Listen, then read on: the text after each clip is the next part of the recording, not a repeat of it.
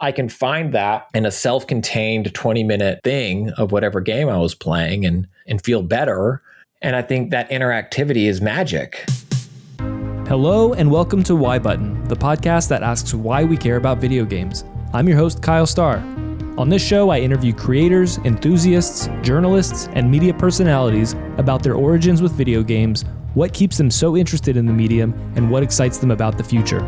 On today's episode, my guest is writer, comedian, and podcast host Christian Spicer. Christian has written for video games, TV, and comics, has released 2 stand-up albums, and is the host of several podcasts, including the official Last of Us podcast, and one of my personal favorites, the DLC podcast with his co-host Jeff Cannata.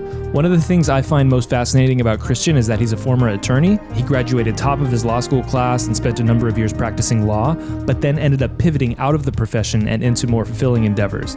All the while, video games remained a core through line throughout his childhood, adulthood, professional, and creative journeys. I hope you find this interview as insightful and fun as I did. It was a pleasure having Christian on the show. Here we go. Christian Spicer, thank you for joining me on Why Button. You are a writer, podcaster, comedian. Some folks may know you from the official Last of Us podcast or your stand-up comedy. For me, truthfully, I am a diehard, dedicated DLC listener, and I have been since probably 2013, 2014. I have this vivid memory of me walking the streets of San Francisco, listening to you and Jeff go on and on about games and just thinking you guys had such a good take on everything. And so, yeah, I really opened my eyes to what podcasting and video games is. So I really appreciate you coming on and chatting with us. That aside, and listeners won't know this, but we are also puppy pals, could you say, or dog dads. Our puppies come from the same breeder. So our relationship goes far and above just acquaintances on Twitter or what have you. Our pups play quite a lot. So thank you, Christian. Yeah, well, it's my pleasure. And I loved how artfully you danced around the word friends. So that's, that always feels good to not use the F word. You did tell me that I am in your phone under my dog's name. So I'm just going to. That was a joke, though. Mm-hmm, that was a joke. You're in there under your daughter's name.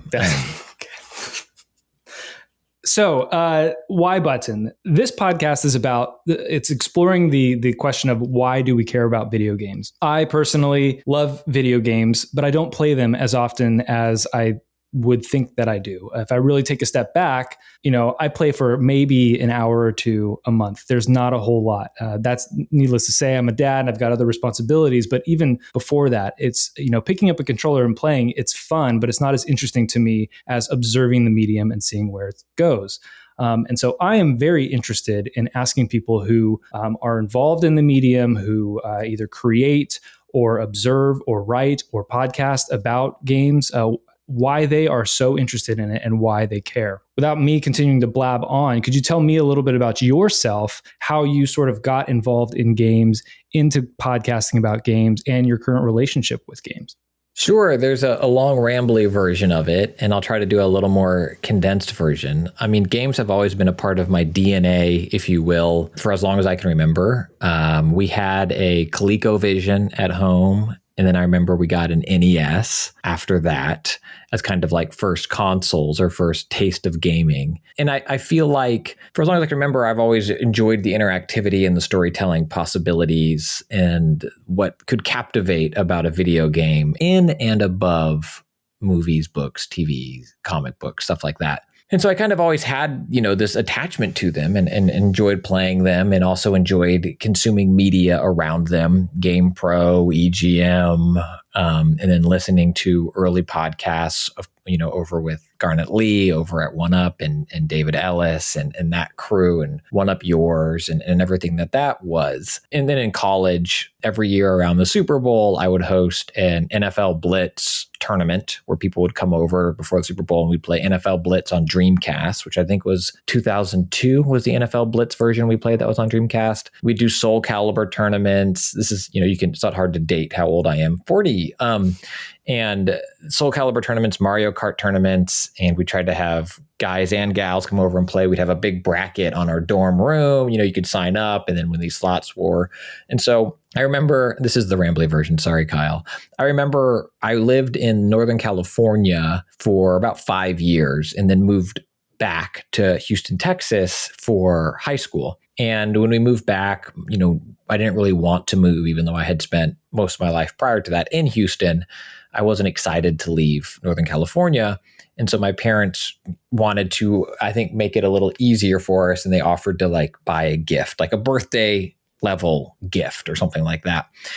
And so I remember thinking what I wanted was a Sega Saturn, which was more expensive than a birthday level gift, but my parents would help me out with it. And I remember thinking that I wanted a Sega Saturn because I was about to start high school. So quote unquote, in my head, this would probably be the last video game console I'd ever own, because I was about to grow up. And then, of course, I remember waking up early before school to sneak in extra Metal Gear Solid time on the PlayStation 1. I remember all-nighters playing GoldenEye with friends. I remember poring over Nintendo Power for Zelda tips and tricks. All of this predates fast, readily available internet. And so they were always a part of me. And then in college, those big tournaments we had. Then I went to law school. And I remember there was some large... It wasn't a regular class, but I remember there was some large conference or talk or panel that we had in like the biggest auditorium in law school. And that thing also happened to be the same day or same week that the Gearbox PC Halo port came out. Mm-hmm. And so I was sitting in my huge lecture hall, little seat with my little tray table on my, whatever era Dell laptop there was at the time, playing Halo Combat Evolved with a trackpad on my laptop during this big conference or chat or whatever. I graduated at the top of my law school class, so I did something right. But it was always there. Then I was a lawyer. And, I still loved video games, talked about them with friends, still played them a lot with friends, and still consumed a lot of media around them. And then I kind of transitioned out of being a lawyer, which is another long rambly story, which I'll save because this one has already been too long and rambly. No, this is great. Rambling's good. Love it. And started getting into stand-up comedy and writing. And so as those two were kind of Venn diagramming each other, through fate and coincidence and whatever, another long rambly story, Kyle, I have too many of these. I was on Twitter and ended up being a suggested follow on Twitter. Back before Twitter was Elon's personal PR company that bent to the whim of whatever that egomaniac wanted at the time, it was a fledgling social media thing that you could text to, SMS text to, even if you didn't have a smartphone, which is where the original 120 character limit came from. So you could send it via SMS. And so back in that early state Twitter flow, when you signed up, you would choose what you're interested in, like sports, movies, comedy, or whatever. And there was a brief window there where I was one of the people for comedy. So you'd click like, I'm interested in comedy. And it'd be like, David Spade, Adam Sandler, me, Chris Rock, and that was it. And so because of that, my presence online started to become greater, and I was able to interact with people on a level that I had known kind of. But again, early social media, there was a hope and honesty to it, in my opinion. And people were open to connecting with other people and actually chatting with like-minded individuals. If it wasn't for Twitter, we wouldn't be talking right now. So yes. I think everything to it, right? Yes. I mean, I am largely off of all social media now, but I also realize the hypocrite I am because of it. It has given me so much and so many wonderful things. I just don't think it serves that purpose for me anymore. Hopefully it does for other people still, or they find ways. And so through that, I ended up becoming friends with David Ellis, who was at 1UP at the time, I believe. Now he's been working on Halo for a very long time. Awesome guy, incredible journalist and podcaster about video games, and my opinion, an incredible developer. And the work he's done on games over the years also, I think, has been top notch. And he remains a good human being, which I think is also incredibly important. And if I remember correctly, I think how we connected, like the very, very first time, like we were kind of friends on Twitter and chit-chatting back and forth, but I posted, which I don't think you can find anymore because my tweets kind of auto-delete, or at least they did before Elon killed outside APIs. It was like before the 3DS came out, I tweeted something like exclusive leak, here's how the Nintendo 3DS works. and it was a DS, but I forget if I had the top screen or bottom screen. I don't remember if I got the screen accurate, which one is the 3D, but I replaced one of the screens with the Magic Eye sailboat painting from Mallrats. And so it's just one of those things that if you stare at it, it looks blurry, but then you stare at it, it becomes this 3D image in your head. And so I tweeted that out. And again, back when things were innocent, and David, laughed at it, and we started talking more and became friends. And through that friendship, I learned, I became friends with other folks there. Skipping forward, I had met Garnet Lee and John Davidson, who's at IGN now. Garnet is doing awesome things. I think he works at Raw Fury. He worked at Amazon for a while. He was at Shack News for a while. And he's also a good human being, which is awesome as well. And Garnet and David and John and that group brought so much to podcasting and the current still conversation about video games, and I think an intelligent way to talk about them, but it's also still fun and exciting. And so one day I just, when after One Up kind of wrapped or Garnet moved on to Shack News, I was living in San Diego at the time, but I would come up to LA a lot for comedy, whether at the Improv, Laugh Factory, or Comedy Store. And so I just reached out to Garnet on Twitter. I think I said, hey, I know you have a rotating fourth chair a lot of times. I'd love to sit in with you all. I'm going to be up, these dates. Let me know. And I think, again, because of my Twitter presence and the era in which it happened, he reached out again and said, do you talk about game? We kind of chatted back and forth, and he said, that sounds awesome. Let's do it. So I went up there and met that crew in person and sat in on an episode of Weekend Confirmed. And that became a regular thing where I think I was on once a month or once or twice a month. That's where I met Jeff Cannata. And then as that wound down, we spun up DLC and started that kind of as I guess the next spiritual successor of all of that stuff. And DLC, we're on our 10th year, started in our 10th year as of we're sitting here recording this. And so I've been rambling for so long, I forget your exact question, but I think that's kind of how I found where I am. And then through all of that, it's the sad story of knowing people and being in the right place at the right time. Like through that, I had the opportunity, or just in general, I think as my Venn diagrams overlapped and I fully retired from law and did comedy more and focused on writing more, I had the opportunity to write on some great video games. I was featured as an Easter egg in some of my all-time favorite video game franchises.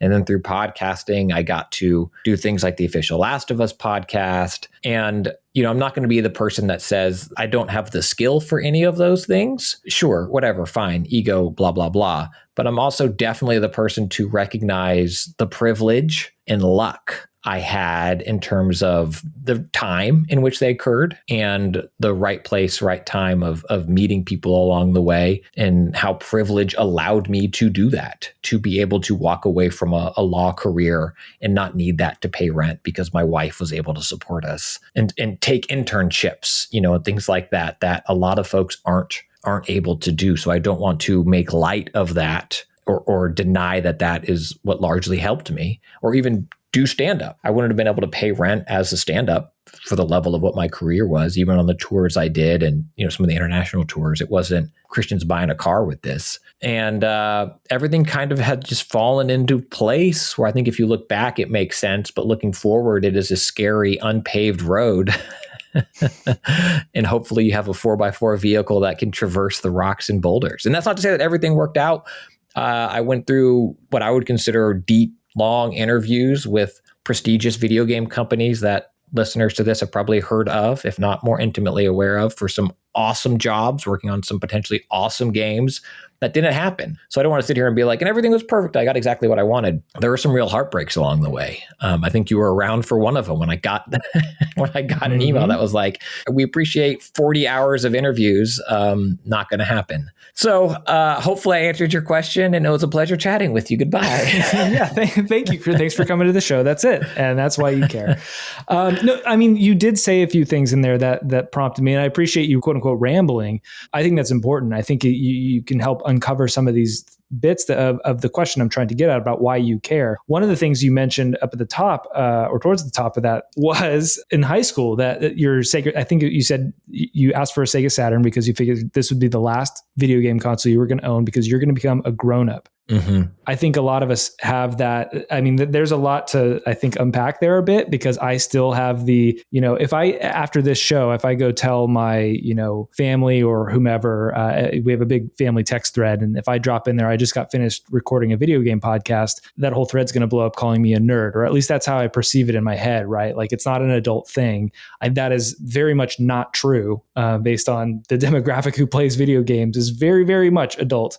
And everything before, below that. But there's that, I think our generation has that, had that mindset of like, after high school, it's time to grow up. Like, no more Neverland. It's, and so video games were, this little thing that was ours. It was a medium we grew up with and saw it grow up, as well. And I think we all sort of figured that we were going to have to put that away, because we saw it a little bit as a toy, because I think that's what our parents and other older generations saw it as well.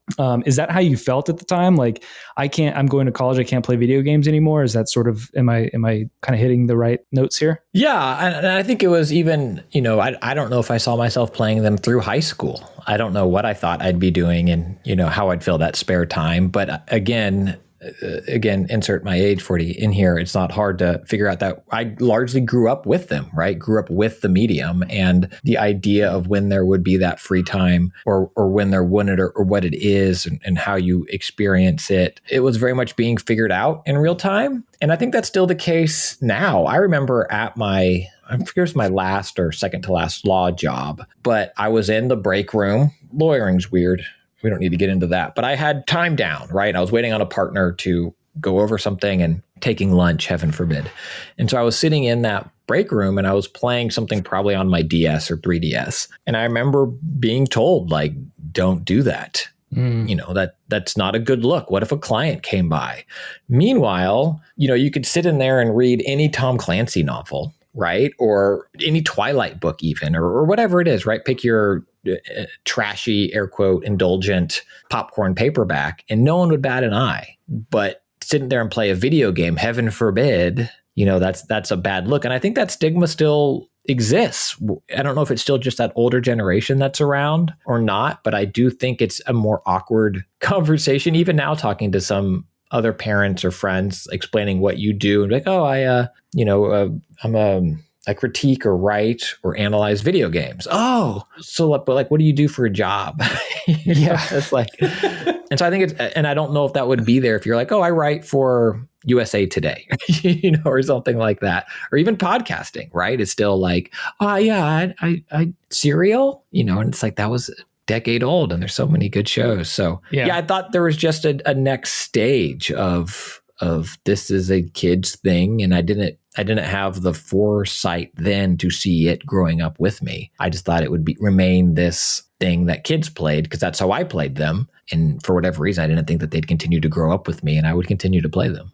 But you did, and you kept playing them in that break room, as an attorney. Like, how did you have that stigma in the back of your mind? Like, maybe, am I going to be the weirdo bringing a 3DS or a DS or whatever that, the console was into the break room? Or were you just have you always been able to kind of put that stigma behind you and say, this is just something I enjoy and I'm going to do it? Well, I think like a lot of them, they're learned. I didn't give it much thought, going into it. I didn't think I was going to be a rule breaker. Like, oh, I'm going to stick it to those old crusty partners. I'm going to play video games in the break room. I thought, I have 20 minutes. How would I like to spend that time? Playing Minish Cap or whatever it was, right? I guess it's a GBA game. And then I learned that was not okay, that was not perceived as acceptable attorney behavior, quote unquote, at that firm. And I think that's kind of how a lot of those things happen, is that you're told, like, you shouldn't be doing that. That's a thing for not serious people. And I think that's a bummer, because I think everything that is viewed that way, not everything, a lot of things that are viewed that way are made by people that make a living making them, and I think are worthwhile pursuits, even if it is just to unwind for a little bit the way anything else might be. So why were you picking up a video game rather than a Tom Clancy novel or a magazine or a newspaper? What was the draw? Why did you want to you get 20 minutes? Why am I grabbing a Game Boy or a DS? I think that is it. There's a lot of ways that question can be answered for me personally, but I think a big part of it is I think video games can represent the best of storytelling.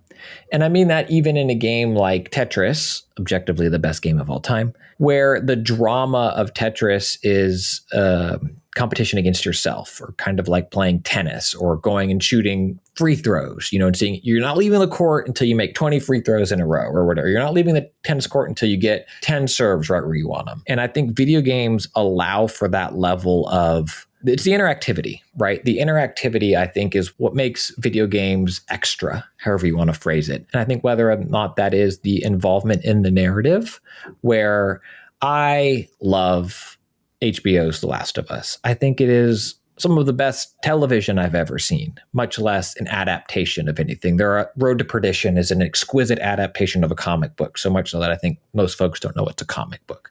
The MCU is incredible. Batman 89, Dark, there's great adaptations.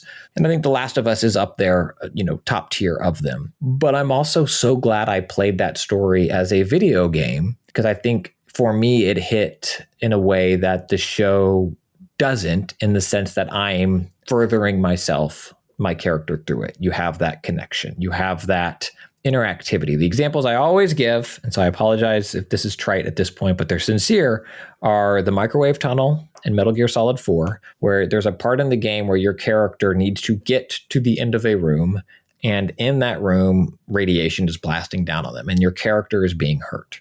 And the only way you can advance your character is by repeatedly pushing, I think it's X, a button. And you have to push it so fast and so frequent that your thumb is uncomfortable. I mean, it's not anywhere near the level of hurt that someone that being exposed to massive amounts of radiation would feel. But there is this moment of one-to-one connecting you to that character in that moment. And I think that's a great example of video games interactivity. And the other example I always give are horror games like Resident Evil, where when you're watching a scary movie or a scary TV show, you can sit down and be like, Tina, don't open the door. Don't open. Oh, she opened the door. Or, Gary, run away. Oh, why would you do that, you idiot? And then they do it. But in video games, I'm Tina. I have to open the door. The story, the game will literally stop if I don't push forward. And I think that can make things so much scarier. So that's one aspect. And the other aspect is kind of the zen or tranquility that they can provide, again, because of their interactivity. I love listening to music. I often unwind listening to music, and it helps me almost hit this meditative zen state. But there are games like Tetris, or specifically Tetris Effect, or Rez, or the new game Humanity from the same studio, that I think allows you to unwind and unlock in a way that other types of entertainment don't. That's not to say I don't enjoy reading or I don't enjoy watching movies or TV shows, but that is a very long-winded answer of why that would be the first thing I would look to pick up if I have 20 minutes. It's like, well, this has been stressful. I've been doing all this stuff, doing this research, writing this brief, talking to this judge or talking to opposing counsel or whatever. I just need a moment for myself. I can find that in a self-contained 20-minute thing of whatever game I was playing and feel better. And I think that interactivity is magic. So that's why I would keep going back to it over and over and over again, even though every time someone says bad dog, keep those paws, get those muddy paws outside the house. But I think it's a great point, though. I think there are a lot of reasons that people play games. The reason why I guess the tagline of the show is not why do you play games, but why do you care about games? Is the answer to playing games is, could be competition, could just be it's fun and the community aspect, or like you said, maybe there's story or that you're following, or you appreciate design and you're looking at games through that lens. But I think the caring about it is sort of, you're touching on it a little bit, that there's this effect that it's having on you as you're interacting with the medium. And it's a medium that one of, if not very, there are probably very few mediums that you can actually have that one-to-one relationship with. And it's doing something to you where you have that visceral sort of experience of, there's a pain. I'm experiencing a pain. This character is experiencing pain, and that's interesting. What else can this medium do beyond that? That keeps you guessing. It keeps you wondering, right? And that's only through that interaction. I'm not going to say that's the only reason people care or whatnot, but that is definitely one of them. So you mentioned those moments, and I'm going to pivot. It's not, I guess, a little bit of a pivot. But in thinking about back at your, I guess, life in general and that relationship with games, you touched on your early days with games from the very beginning through, now all the way to hosting The Last of Us podcast, which I gotta imagine is one of the games that has affected you profoundly on a number of levels. But what are, say, 3 to 5 games that you have felt have had this effect on you that has kept you wondering about what's next in games, or has sparked a level of awe in you? Can you think of those profound moments in the games that triggered those for you? Yeah, I feel like that's an impossible question, but I will do my best. For me, it's what is your favorite song of all time? And it's like, well, today, right now at 3:37, these are them. And it might be very different just half an hour from now. But there are many, but I will do my best to limit it. Tetris on the original Game Boy was certainly one of those. To have this thing that was infinitely replayable and so simple and able to go with me anywhere was a profound experience, where even reading a book, you finish the book and then it's okay, well, what next? And there was, I think probably portable Pong or Game & Watch style things before, certainly. And board game, you could have travel checkers, and sit there and play, or solitaire or something like that. But the simplicity of the game combined with its infinite replayability was mesmerizing. And it is a game that is best as a video game. I know there's like board game versions of it, or this, that, or the other, but what video games provide make it, in my opinion, the best version of that thing. And then link cabling up against somebody else, and that opening the world of like, oh my goodness, there's a whole other level to this was transcendent for me back then. So that was a huge one. That was definitely a huge one. I'll probably do 4. Let's see if I can spread genres out a little bit. Super Mario Brothers 3 was another big one for me, because the jump that it took from 1 and then here in the US 2, what we got as 2, was a very different style of game. And then going back to 3, which felt like this creativity explosion from what 1 was into what 3 allowed, was kind of a wake-up call for me of what these games could continue to grow into. And it's a shame I didn't think then that I would still be playing them, because it was just, it absolutely blew me away in terms of how that expanded on an idea and showed the creativity of the designers and allowed for creativity as a player. That was one of the first games where, again, as an old, like, oh, my cousin's friend's brother found a secret where you can get a warp whistle, and did you read this in Nintendo Power, and you can do this. And it was the first time that I started poking around the edges of a game and trying to find those shortcuts or those hacks or those glitches, and how I could have agency over something that was otherwise pre-built. Absolutely blew me away. The Last of Us, of course, I do need to mention, I think as a narrative storytelling game, I played it right after I had had my daughter. My daughter, her nickname when she was young, she has told us that she got older, she does not like it, but was Ellie. So I'm playing it with this main character named Ellie, as my daughter is an infant on my lap, who I called Ellie, and having that experience of that, and having the agency and the interactivity of that character, and the production value that it brought to games, was next level in my opinion, and something that a lot of studios are still chasing to be on par with what Naughty Dog did a decade ago. And so that was a huge one for me. And then this might seem against type, I guess, if folks listen to a lot of DLC, but truly, I don't think we're there yet. But another moment in gaming that kind of blew me away was the very first time I played, maybe the second time, but played VR. I think it was an Eve Valkyrie demo at E3. And just that experience of looking around inside this X-Wing-esque cockpit and having this experience of feeling like I'm there blasting through space. It's like this idea of what a game is, and of course there's negative sides of that, of like gamifying everything, but this idea of interactivity, I mean, it blew me away. It blew me away what that nascent technology could deliver, and my hope for what it could bring to the future was, was kind of at an all-time high. I came out of that euphoric, and it was on an Oculus dev kit and probably not hitting peak frames and all those other problems with VR, but truly incredible, like next leap in what this technology could be. Mm-hmm. So with all that said, and there's some leaps in there. I mean, you go from Mario 3 to Last of Us. There were a few video games released between that time. Well, sure. I was trying to be brief. Yeah. I mean, I could talk about, the hours spent playing Ikaruga on GameCube, where when I ran track in college, and we would pack GameCubes and at the time VCRs, because hotel HDMI wasn't a standard then.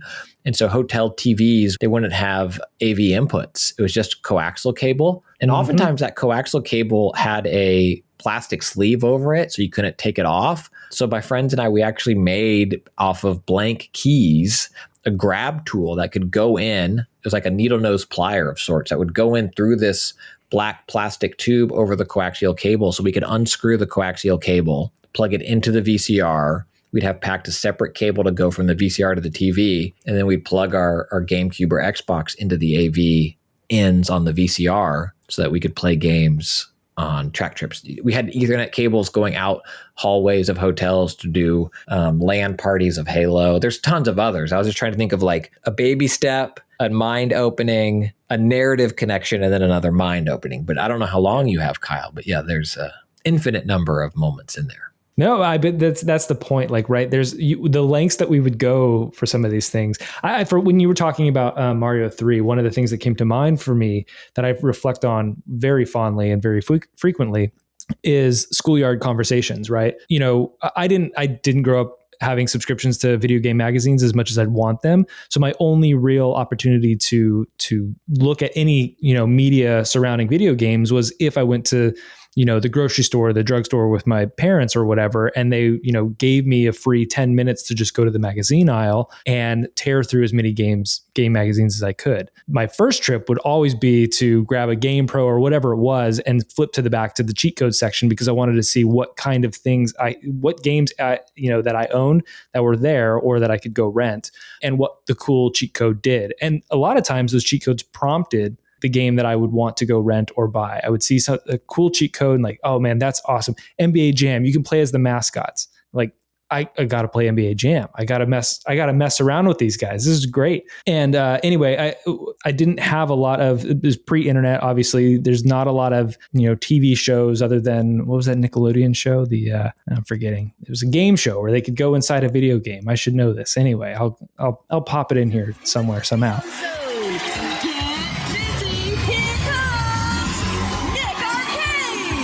But didn't have access to a lot of this stuff. So the way that video game conversations would transpire, typically for me at least, were on the schoolyard, in elementary school or middle school or what have you, where you would start, just conversing about rumors or, again, cheat codes or Easter eggs, things you unlocked in games. How do you beat this level? All of that sort of stuff. And I think those conversations were formative for the intrigue and the wonder of games. When you start playing Mario 3 and all of a sudden you duck down on the white block for X amount of seconds and you fall behind the entire level, realizing it's sort of a stage play or it's playing on that stage play sort of theme, right? Which now I'm thinking I'm sort of making connections to like Paper Mario and seeing the origins of Paper Mario in that too. But anyways, dropping back behind that, what is effectively a set was just mind-blowing. You can do that in a game. You can break the game, quote unquote, but it's all intended. And then sharing that knowledge with others, it added this layer of not only community, but again, wonder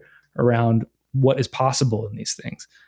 So I thank you for sharing Mario 3, because I'm having now all these like light bulbs going off in my head about my experience with that particular game too. You've touched on this a few times now, but you play a ton of games for DLC. This is a weekly show that you're doing with Jeff and a guest. I don't know how you do it, how you find the time to dedicate to playing games or playing as far as you can in them. Even if that were your full-time gig, it's still a lot, and it asks a lot of you. But with all that said, with all the games that you've been playing and play continuously and constantly, there's two questions here. A, do you ever burn out of it? And then B, the flip side of that, what keeps you excited after playing all of this stuff? Why do you still have this like appetite to continue? I don't know if burnout's the right word. There are certainly games that I feel like I had an obligation to play for review, and I've gotten better about this now. where I would keep slogging through it and I would wish that I was doing something else. There are other better games that I wish I was playing, but I felt obligated, like, well, I'm playing this game for review, so I got to finish it. And that's no longer my approach. If I get to a point where I do not like a game, that will be my review. I'll be honest and upfront and be like, I spent 4 hours with this game and I did not like it. Here's why. And I'll open the door to that it maybe gets better later. There are certainly works that are across fiction or entertainment that are difficult and challenging and uncomfortable at the beginning and then pay that off later. But usually when I don't like a video game, it's not because I find the story or subject matter difficult. I don't enjoy the act of playing it. And so I think that is just as valid a review as any other. I played, made up game 14 and I disliked it. Here are the reasons why. I stopped playing it after 5 hours. Here are the reasons why. To me, I think that is just as valid of a review as someone who said, I played made up game 14. I rolled credits. It took me 35 hours. I didn't like it. Here are the reasons. I don't need to do that. I don't need to finish it to have an opinion on it. I think that as long as you're open and honest and upfront about your experience with the thing, your opinion is valid. And I think the other side of that is you need to then understand someone else's opinion who has experienced the whole thing, even if everything else between the two of you is the same, that their opinion might be very different than yours. And just be open to that and don't shut it down. No, made up game 14 is bad. I can't believe you liked it. Let them like it. That's fine. And so I think I've avoided burnout that way, where I just don't spend time with things I don't like. And I also have tried to, and one thing I'm proud about DLC doing is generally celebrate games. And even The Last of Us podcast, we talked about some controversies surrounding The Last of Us and some difficulties in making it, but it also was very largely a celebration of that game. And DLC is largely a celebration of games. It's not to say that we like every game we play. I'm sure people can go and find several that I didn't like. I remember Sea of Thieves when it first came out. I did not like Sea of Thieves. I've since, come around on that game, and I talked about moments of expansions that I really enjoyed. But I'm not going to just drag a game just to drag a game. I'll talk about why I didn't like it, why it didn't click for me, but I'm not going to try to shame someone else for enjoying it. So that really helps me in terms of burnout. And then I think what keeps me going is this medium I truly believe is still in its infancy. Maybe it's in its awkward middle school years. But it's just like, oh, do you burn out watching TV? No. And I do think the interactivity of games it's a little more of a demanding medium of entertainment than watching TV. But there's always something new and fresh. And I think I've heard some peers talk about how they've experienced some burnout because every game that has been made will be made, and it just feels redundant. And here's another one of these, and this is another one of that, and blah, blah, blah. And while there certainly are games that are that, the amount of creativity being put into the gaming space, in my opinion, every day, it blows my mind what people are doing. Yes, there's another games as service game that looks crappy that's going to, hurt an IP that I love. Yes, there's another wannabe Tomb Raider game. Yes, there's another wannabe MOBA, all these things. But there are also games that tell a story that couldn't be told in another medium because of the interactivity required. There are games like, this is several years old now, but Florence, which I played on iOS. Yeah, great game. Which is kind of an interactive story that I think, again, because of the interactivity. Or last year, as we're recording, this thing is 2022, maybe it's 2021, Before Your Eyes is a game that only exists as this interactive thing where you're blinking is what brings the game forward and tells this story and has you connect with it. And so I think that level of creativity and excitement to see what's next, combined with they keep making things that I like, it makes it easy to stay excited. It's kind of like, why do you keep watching the NFL? It's the same, or MLB. It's the same thing every time. You're not wrong. A baseball game is a baseball game, but did you see, so-and-so pitcher make it through 7 innings did you see so-and-so hit this double in a moment? There's a wonderful story about a player whose name I'm blanking on right now, but they're currently play for the Angels, but at the time played for the Rays during the 2020 World Series. And he hit the game-winning walk-off run for the Rays. I think it was game 4 of the 2020 World Series.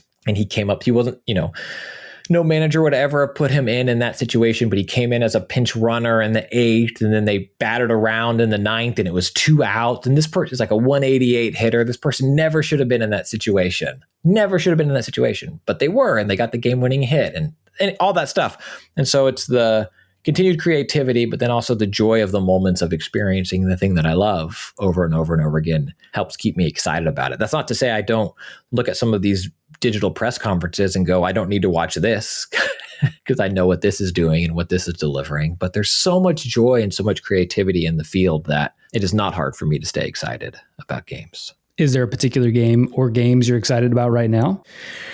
I think Humanity is incredible and doing something really new and fresh. It's the same studio that did Rez and Tetris Effect. And as of we're recording this, there was a timed demo that came out, and that full game is coming out pretty soon, which I think is awesome. Call me a shill. I'm super excited for Naughty Dog's multiplayer game. They've mentioned that it's going to have storytelling elements to it, and it's, as far as I know, their first attempt at this style of standalone product. Factions, I thought was awesome in The Last of Us, its multiplayer mode. I really enjoyed multiplayer in the Uncharted franchise, but a big standalone multiplayer game from them is super exciting for me. And I'm very excited to see what Tears of the Kingdom is, the next Zelda game. Zelda Breath of the Wild.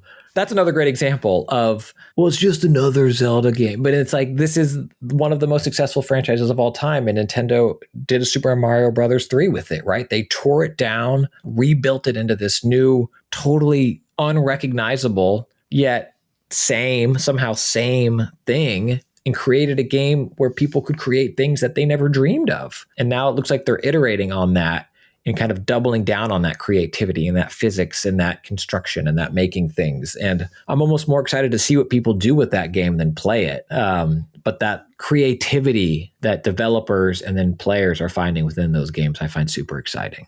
That's awesome. And looking forward a bit, this is another impossible question, and maybe you've already answered it with your experience with VR and whatnot. From Tetris to Mario to Last of Us to VR, like where do you see gaming going? Do we continue to even call it gaming at some point?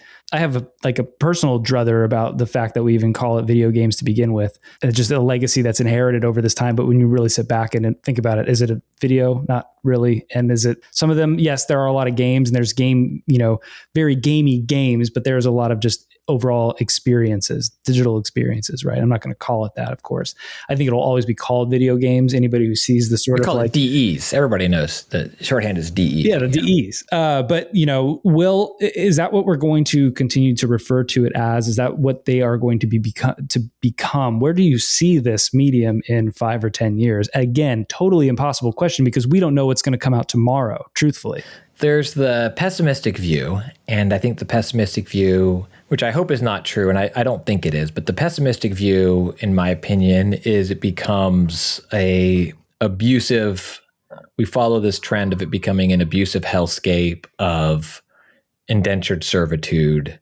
Roblox meets Web3 meets we need child labor laws because people are exploiting the labor of creatives building things within a tool set that a company, air quotes, provides. And everything is quote unquote gamified to release just the right dopamine hit, combined with social pressures of what we see now on social media to stay involved in an ecosystem so that you don't let your guild or clan members down or your friends. You need to check in and do this, that, and the other. And it becomes something that is negative for our mental health, I think much in the way that social media is for many people now today, but addicted to it because we don't know how to pull ourselves away from it. I think that's the dystopic, sad view of it. I think the hopeful view is that it continues to revolutionize how we communicate with each other, how we experience joy in our downtime, and how we experience story. And I don't think that means that the traditional flat screen video game needs to go away or change. I think, I think we'll have Pac-Man or whatever that version of like very gamey games, I think will continue to be there. And I think we'll have incredible interactive stories, things like Her Story and Immortality and Sam Barlow's games where they're doing things that, again, only exist in this interactive medium in such a fun and exciting way. And I think we'll continue to have that. And I think as we look forward, things will continue to expand, and the barriers that I hope are eliminated are access. Gaming is, again, talking about and accepting and acknowledging my privilege that my parents were able to help me buy a Sega Saturn back in the day, which I think was $400 or $500 when it launched, and 19 old person money. And back in the 1900s, as my kids would say, that came out in the 1900s. You're not wrong, but man, it hurts when you say it like that. But I think access and availability and having it anywhere at any time, in much in the way that streaming TV shows are now. Xbox has that with xCloud, GeForce Now, PlayStation has a version of that. But I think we'll continue to see that, to have the best processing power be available to everyone at all times, where the only thing you'll need is a screen and a way to input, whether that's traditional controller, hand tracking, eye tracking, touch screen, whatever it is. And I think certain games might call for different things of those, but I think it truly is that accessibility, allowing more people to play how they want, when they want, wherever they want. And I see that as a beautiful, bright future of making gaming seamless, where I can sit and play 20 minutes in a break room on a device that I have, and then I can come home and pick that up wherever I am or some other way. And I can have that experience the same way here today as someone else could across the world on their device, and they're able to pick it up and play, and that barrier of entry goes down, and we get more people into the medium we love. You reminded me of something as you said that, and something I wasn't thinking of that's sort of, emblematic of this podcast too, of addiction. I don't want to go down the dark road, but games themselves, the nature of games, and you could look at a casino the same way, right? There is an addiction to these things. There's an addictiveness to gamifying anything to make it sticky, right? And you either want to beat the level, get the highest score, see what's around the corner, what's happening in the story. Folks can get easily attached to these things. There are truly problems out there, and very problematic practices with addiction and how to keep people playing constantly. But I do think that by nature, this video games are, I guess, to use the term addictive, because they are so wondrous, because you don't know what's going to happen. But there is a very predatory piece to that, right? There's people who can take advantage of the fact that they are so unique and anything can happen. You can make a computer do anything you want, and you can make these games do anything you want. And I think that's, again, just like you're saying, it's a one side of the coin, it's extremely dangerous. On the other side, as long as that's not being exploited, then there's a real beauty to the idea that anything can happen, which makes these things so intriguing and unique, makes people want to keep coming back over and over and over. The fact that there are fears about video game addiction, and always have been really since the medium began in the 70s and 80s, and that's still around, shows that it's not, it's definitely not a niche, medium anymore, or niche art form anymore. It was at one time, but the fact that so many people play these things across the world because they are, joyous but potentially addictive, is a very interesting sort of I guess attribute to to video games in general. And again, is also a reason why I may feel very self-conscious about saying that I am doing a video game podcast, or I play video games, or I'm reading about video games, or I'm watching a documentary about video games. People have sort of a negative connotation because of that side of things, right? It's not only that this was for kids, but there's also this addictive nature to it. But I think that addictive nature, in a lot of cases, kind of rambling and going in circles here, but a lot of that addictive nature is because they are so interesting and there's so much possibility in the space, and it hasn't slowed down since the beginning. Yeah, I think maybe I would use compelling for one side of that instead of addictive, which is just, knitting over words. I think video games can be very compelling, but I think they can be addictive. And I think much in the same way that social media is and can be. I think that we are learning how to manipulate the brain and the dopamine responders in it before we fully understand the ramifications of those actions. And the idea of there are people smarter than I that have written about the adding of a like button or a fave button to Facebook or Twitter, and allowing people to comment or share, and the addition of an algorithm that shows you things that you are more likely to engage with, and the things you're more likely to engage with are things that make you angry, and how that plays into our compulsion to keep checking it and to keep reading it and to keep seeing it. And in video games, the idea of that constant dopamine hit of, good job, you've been podcasting with Kyle for 20 minutes. Here's the thing. Good job. You did this. You did this. Oh, you got to just do this to do this. Here's this bar filling up. And I think part of that is we all crave approval. And video games give that to us in a way that we often don't see it in regular life.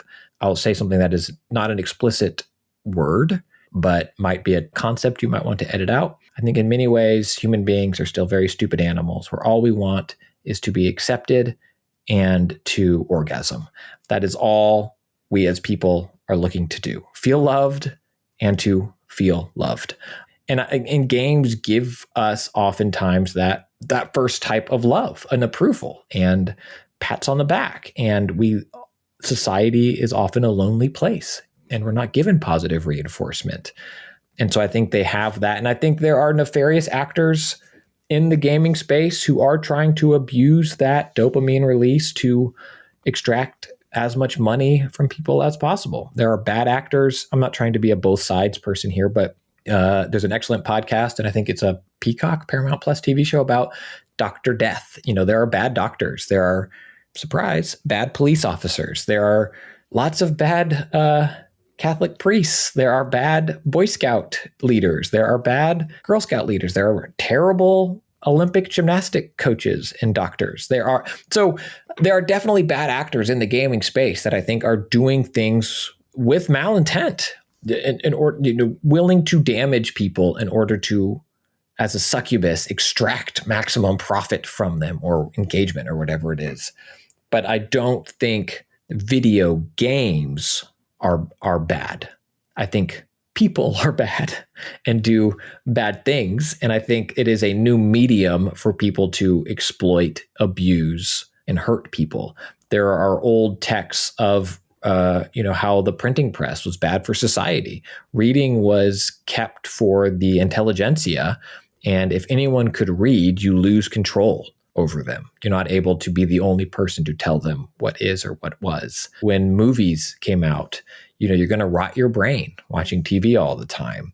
So as these things happen and evolve, turn off that rock and roll. It's, that's not music. That's going to corrupt you. And so I think video games, as I talked about earlier, I think are still in their adolescence in that regard, but they're also growing up in this world of neuroscience, data, and understanding in ways to manipulate human behavior. And so I think we see that across mediums, but it is very much occurring in video games as well. I just don't think it's limited to them. I'm going to focus more on the lights. You put that extremely eloquently, and thank you for that. I think that was a great explanation of the dangers of addiction and exploitation and, just bad people in general. And it's good to remember that with anything, that not everybody has your best interests at heart. On the lighter side of that is sort of the art aspect of it, the creation of it. And this might be toward, us getting towards the end of this conversation. And I think it's a good place to go with your particular experience. Looking at it as an art form, you yourself are a creator. You have written for and continue to write for games as well as other mediums. I'm curious and this is more about the nuts and bolts, the logistics, and how you approach writing for games. But, what has your experience with games writing been? What does that process look like? Do you have to dance? Have you ever been put in a situation where you've had to dance around these sorts of problems per se, or balance between the art and commerce of it all, right? And overall, I guess just the question is what is it like being a games writer? I think the beauty of that is that it can be so vastly different depending on the game or genre that you're writing for. And I think there is a difference in movies and television as well. Are you doing a serialized show? Are you doing a feature? Are you doing a comedy? Are you doing a horror? Of course, there's different genres within those things. And I think we've seen that industry change with the rise of streaming as well, where you're not trying to keep people around through next commercial break. You're trying to keep them around to the next episode so that they'll binge. It's not so much of, I need you to stick around for 3 minutes so I can tell you about this cereal, this coffee, and this toy. I need you to keep paying me $15 a month because you need to see what happens next. So it kind of got referred to as the Netflix ending, where a show would end and you're like, no, I just got good. I need to know what's next. And so while structurally that has changed how a lot of shows are written, the idea of writing for television or TV is still largely, you write a final draft and you write the thing, they film the thing, they edit the thing. Sometimes you need to do new lines, because of edits or whatever. You need some ADR, lines added later, blah, blah, blah. I'm going to need you to come back for this podcast, by the way. We're going to have to redo at least 80% of this. Sounds good. I'll have my friend Nick come in and do all my ADR. Perfect. With games, it's such a broad medium. I think as you talked about, we even call them all video games. Writing something, I imagine, I have not written on any of these games, but I think, when Neil Druckmann sat down to write The Last of Us, that is a very story heavy game. And I know that there were, if you, again, listen to the podcast, they talk about kind of what that was like and going through and changing things. But that to me is more akin to writing a movie. But that's not the only type of game that there is. There are procedural games that have writing come up in them, and how is that story presented, and how do you write that style of game? How do you write a Skyrim versus a Last of Us?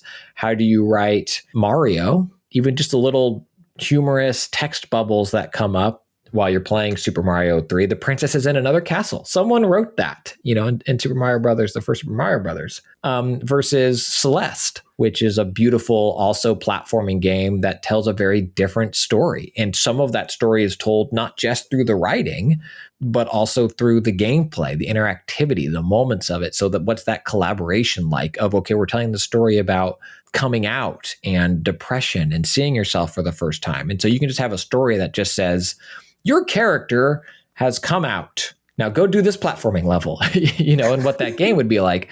Or the gameplay itself can reflect what that is. There's moments in Celeste where your character literally breathes in the way you interact with them. So I think writing that is a different experience, where I imagine Maddie and the team at Extremely OK Games, I imagine, was more of give and take of, here's this level, here's this concept, here's this thing we want. And also, in retrospect and what she's written about it, a very personal game for Maddie and that time in her life. And then there's RPGs, where the main story is going to be the player experience, right? You're this voiceless, nameless, create a character and you go experience this world, but it needs to be a rich tapestry of a thieves guild. And you got to write that whole story that someone can just sit and listen to for an hour. You play through The Witcher 3 or something like that. And what does that look like? And so writing for games, there are so many different ways to go about it that I don't think it's standardized yet in a way. It depends on what type of game you want to be writing for and what the developers making that game are willing to do. A lot of games, in my opinion, still today put writing last. And I think that's unfortunate, because I think they can be better if they kind of work together. I worked on a game that will remain unnamed, but as I was writing for it, the company needed to do monetization stuff. And because of that, something that I had planned and, went up all the approvals, down the approvals, all that standard stuff of writing feedback notes, blah, blah, blah, it totally had to be scrapped because a business team came in and took priority. And the story literally had, Empire Strikes Back was missing. It just went A New Hope, Return of the Jedi as a analogy. And they were fine with that. Like, we'd rather do that than not have this money thing happen. That happens in TV also, I think. But I think that the short answer is that there's so many different ways of writing games. And I think if I could give myself advice forever ago, interested in this field, I would study design in addition to writing, traditional, English lit, creative writing, stuff like that, but also narrative design. I'd want to know some actual coding, building worlds and design, spending time on narrative design, which can encompass so many other aspects of the game. Again, even like the gameplay moment. Do I walk into a room briskly, or is the character going to slow down? How do we set the tone? How do we tell the story through gameplay? And then also traditional writing, I think could, as games exist right now, give you the superpowers to hopefully best succeed. Awesome. I don't want to take up any more of your time, as I said, than is necessary. So I'll happily put a button or a bow on this, if you will. I guess maybe one last question is, what are you playing right now? And if there's a game you could recommend to anybody listening? Destiny 2 Lightfall. Not now, but like as we're recording this, like pretty soon after. I can't recommend it to people because that game is, I think, messy to get into still, unfortunately. But I think it tells some of the best story in games if you're able to put up with the onboarding, which is a difficult, hard thing to do. The Last of Us Part 1 on PlayStation 5, it's an incredible remake. If you're watching that HBO show, that is the best version of that game. And then totally different Metroid Prime remastered on Nintendo Switch. Yes. I think Metroid Prime is one of the finest games ever. And it's incredibly interesting version of storytelling too, where there's not a lot of traditional quote unquote narrative. And the remaster that just came out on Nintendo Switch is exquisite. It's the best version of that game and just an absolutely wonderful experience. So I think you can't go wrong with those games. If you want to have a silly fun time, Fortnite remains a silly fun time. On that note, on silly fun times, this has been a silly, I don't know if silly is the right word. It's been a fun time, my friend Christian Spicer. Where can people find you? The best way probably is just for folks to go to my website, christianspicer.com. There's links to things there and stuff like that. I blog occasionally that you can find there. You can also pick up a copy of my graphic novel Consequences there. I have some physical editions left that I am selling. I'm super proud of it. So you can check that out there as well. Again, at christianspicer.com. And then listen to DLC, the video game podcast I do with Jeff, or the official The Last of Us podcast. Check that stuff out. And then I write long form newsletter about video games as well that you can subscribe to for free at tinyletter.com/Christian Spicer. Usually about once a month or so. And really the website's probably the best place. Links for everything else there as well. And I think that should do it. Thank you for doing this. Thank you for coming on the show. Thank you for becoming my friend. And I look forward to our puppy play dates very, very soon. And we will continue to dress alike every time we see each other. Every single time. Glad you got the memo. All right, dude. Thanks a lot. Thank you. Well, there you have it. As I mentioned at the top, you can hear more from Christian on the wonderful DLC podcast with his co-host, Jeff Cannata. Nothing but good vibes on that show. They discuss things like VR and board games as well, if you're interested in more than just video games. They always have a great third guest with them, and they do a lot of bonus content around the show too. It's really a great time. If you enjoyed this episode, please share it with a friend. If you want to get in touch, feel free to reach out to ybuttonpodcast@gmail.com or on Mastodon at ybutton@mastodon.social. You can also find me on Mastodon at Kyle Starr with 2 R's at mastodon.social. This episode was produced by the wonderful AJ Filari. Our theme song was written by Childstar, who is me, and Scott Wilkie. You can find it on all streaming platforms. Thanks again for listening to Y Button, and remember, when you press Y, ask why.